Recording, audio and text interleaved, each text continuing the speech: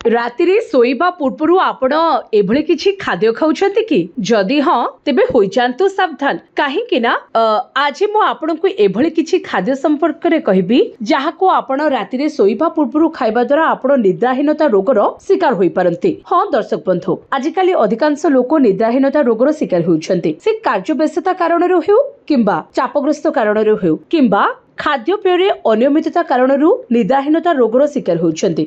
କିନ୍ତୁ ଆଜି ମୁଁ ଆପଣଙ୍କୁ ଏଭଳି କିଛି ଖାଦ୍ୟ ସମ୍ପର୍କରେ କହିବି ଯାହାକୁ ଆପଣ ଖାଇବା ଦ୍ୱାରା ନିଦ୍ରାହୀନତା ରୋଗର ଶିକାର ହୋଇପାରନ୍ତି। ହଁ ଦର୍ଶକ ବନ୍ଧୁ, ଶୋଇବା ପୂର୍ବରୁ ଆପଣ ଡ୍ରାଏ ଫ୍ରୁଟ୍ସ ହେଉ କିମ୍ବା ବ୍ରୋକୋଲି, ଫୁଲକୋବି ଖାଆନ୍ତୁ ନାହିଁ। ଏଗୁଡ଼ିକ ଶରୀର ପାଇଁ ଭାରି ମାରାତ୍ମକ ଅଟେ।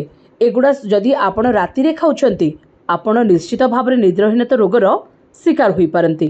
ସେଭଳି ରାତିରେ ଶୋଇବା ପୂର୍ବରୁ ଅଧିକ ଚିନି ଖାଇବାଠାରୁ ଦୂରେଇ ରୁହନ୍ତୁ। ଚିନି ହେଉ କିମ୍ବା ମିଠାଯୁକ୍ତ ଖାଦ୍ୟ ଖାଇବା ଦ୍ୱାରା ରକ୍ତରେ ଶର୍କରା ବୃଦ୍ଧି ପାଇଥାଏ, ଫଳରେ ନିଦ ବ୍ୟାଘାତ ହୋଇଥାଏ। ସେଭଳି ଚା, ସୋଡ଼ା, କଫି, ଚକୋଲେଟ୍, ଆଇସ୍କ୍ରିମ୍ ଏବଂ ମିଠା ଖାଦ୍ୟରେ କ୍ୟାଫିନ୍ ଅଧିକ ରହିଥାଏ, ଯାହାକି ମସ୍ତିଷ୍କ ଉପରେ ପ୍ରଭାବ ପକାଇଥାଏ।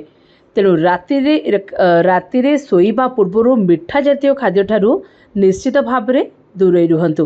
ସେଭଳି ଯଦି ଆପଣ ଶୋଇବା ପୂର୍ବରୁ ମଦ୍ୟପାନ କରୁଛନ୍ତି, ତେବେ ଏହା ମଧ୍ୟ ଆପଣଙ୍କ ସ୍ୱାସ୍ଥ୍ୟ ପାଇଁ ଅତ୍ୟନ୍ତ କ୍ଷତିକାରକ, ଯାହା ଆପଣଙ୍କ ଶୋଇବାରେ ବାଧା ସୃଷ୍ଟି କରିପାରେ।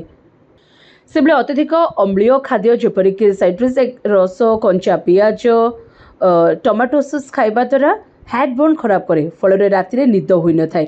ତେଣୁ ଶୋଇବା ପୂର୍ବରୁ ଅମ୍ଳଯୁକ୍ତ ଖାଦ୍ୟ ଖାଇବା ଠାରୁ ମଧ୍ୟ ଦୂରେଇ ରୁହନ୍ତୁ। ଏବଂ ରାତିରେ ଶୋଇବା ପୂର୍ବରୁ ପେନ୍ କିଲର ବା ଯନ୍ତ୍ରଣା ଉପଶମକାରୀ ଔଷଧ ଖାଇବାଠାରୁ ଯଥାସମ୍ଭବ ଦୂରେଇ ରୁହନ୍ତୁ।